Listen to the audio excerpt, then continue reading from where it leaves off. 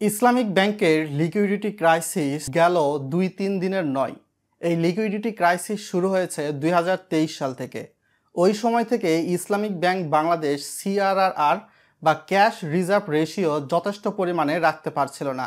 এটা বাংলাদেশের প্রত্যেকটা ব্যাংকেই রাখতে হয় গ্রাহকদের নগদ অর্থের চাহিদার উপর ভিত্তি করে। ওই সময় এস আলমের যারা দোসর ছিল, সরকারের দোসর ছিল আব্দুর রৌফ তালুকদার বাংলাদেশ ব্যাংকের গভর্নর এবং ডেপুটি গভর্নর ইসলামিক ব্যাংকে বাঁচিয়ে রাখার জন্য একটা নতুন পদ্ধতির সৃষ্টি করে। সেই পদ্ধতিটা ছিল ইসলামিক ব্যাংকের মাধ্যমে যেহেতু দেশের প্রায় 30% রেমিটেন্স আসে, প্রবাসীরা পাঠায়, তো ইসলামিক ব্যাংকের কাছ থেকে তারা ডলার কিনবে এবং ডলারের বিপরীতে বাংলাদেশ ব্যাংক লোকাল কারেন্সি বা বাংলাদেশি টাকা ইসলামিক ব্যাংকে ছাড় করবে। অনেকেই ভাবতে পারেন এর মধ্যে ভুলের কি আছে। এর মধ্যে ভুলের অবশ্যই রয়েছে, যা ইন্টারন্যাশনাল ব্যাংকিং স্ট্যান্ডার্ডকে অনুসরণ করে না। বিষয়টি কিভাবে সেটা একটু আমি ব্যাখ্যা করে দিচ্ছি আপনাদের। ইসলামিক ব্যাংকের কাছে বাংলাদেশ ব্যাংক লোকাল কারেন্সি দেওয়া শুরু করলো, তারপরের দিনই ডলারটাকে কিন্তু বাংলাদেশ ব্যাংকে ইসলামিক ব্যাংকে দেওয়ার কথা, কিন্তু ইসলামিক ব্যাংক এই ডলারগুলো দেওয়ার ক্ষেত্রে কিন্তু গড়িমসি করতে লাগলো। অর্থাৎ তারা নির্দিষ্ট দিনে পরিশোধ করতে পারলো না, হয়তোবা 1 মাস 2 মাস 3 মাসে এটা পরিশোধ করলো। ঠিক তেমনিভাবে চলতি বছরের জুলাই কিন্তু বাংলাদেশ ব্যাংক ইসলামিক ব্যাংকে প্রায় 550 মিলিয়ন ডলারের সমপরিমাণ বাংলা টাকায় কারেন্সি ছাড় দেয়।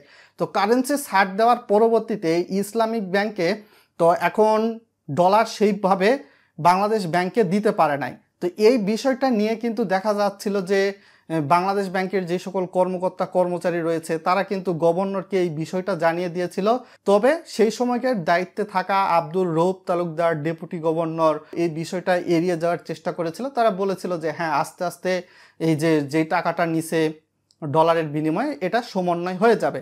কিন্তু দাবার গুটিটা উল্টো দিকে কিন্তু চলে যায় আগস্ট মাসের ছাত্র জনতার গণ অভ্যুত্থানের ফলে। তো এখন দেখা যাচ্ছিল যে বাংলাদেশ ব্যাংকের যে সকল কর্মকর্তা কর্মচারী ওই সময়কার সরকারের যে গভর্নর ব্রিগেডের আব্দুর রৌফ তালুকদার এবং ডেপুটি গভর্নর সাহায্য করেছিল ব্যাংকটাকে লাইফ সাপোর্টে জীবিত রাখার জন্য, তো সেক্ষেত্রে তারা তো আর বাংলাদেশ ব্যাংকে আসলো না, তারা অফিসও করলো না। তো ওই সময়ের যিনি হচ্ছে বাংলাদেশ ব্যাংকের ভারপ্রাপ্ত গভর্নর ছিল এবং যে সকল কর্মকর্তা কর্মচারী ছিল তারা নিজেদের গা বাঁচানোর জন্য যেই কাজটি করলো, ইসলামিক ব্যাংকের হিসাব থেকে রিজার্ভ কেটে সমন্বয় করার সিদ্ধান্ত নেন। 11ই আগস্ট বাংলাদেশ ব্যাংকের অ্যাকাউন্ট থেকে 450 মিলিয়ন ডলার কেটে নেওয়া হলে রিজার্ভ প্রায় $500,000 কিন্তু কমে যায়। অর্থাৎ বিষয়টা বুঝতে পারছেন? এখানে অনেকেই হয়তো বা বিষয়টা ধরতে পারেন নাই আসলে এখানে জালিয়াতি বা কুকীর্তির গোমর ফাঁস কিভাবে হলো।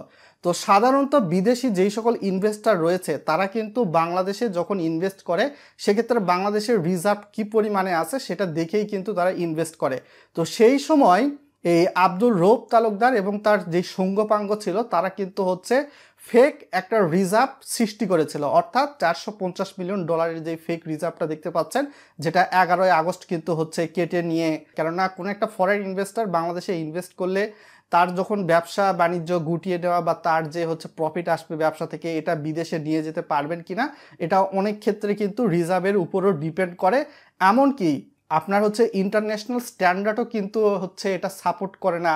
তো বাংলাদেশ ব্যাংকের বর্তমান গভর্নর ডক্টর এইচ মনসুরকে আমি অবশ্যই অনুরোধ করব, স্যার আপনি যথাযথ পদক্ষেপ নিন। যারা গা বাঁচানোর জন্য এই যে 11ই আগস্ট দায়সারা হিসাবে 450 মিলিয়ন এই বিষয়টার দিকে যথাযথ পদক্ষেপ দিবেন যাতে করে তাদের আইনের আওতায় নিয়ে আসা হয় এবং যথাযথ তাদের শাস্তি দেওয়া হয় এবং এটা যেন বাংলাদেশের প্রেক্ষাপটে উদাহরণ হয়ে থাকে, যাতে পরবর্তীতে কোনো সরকারের মাফিয়া সাহায্য নিয়ে সরকার ব্যাংক খাতকে ধ্বংস করতে না পারে কোনো ব্যবসায়িক গ্রুপের মাধ্যমে।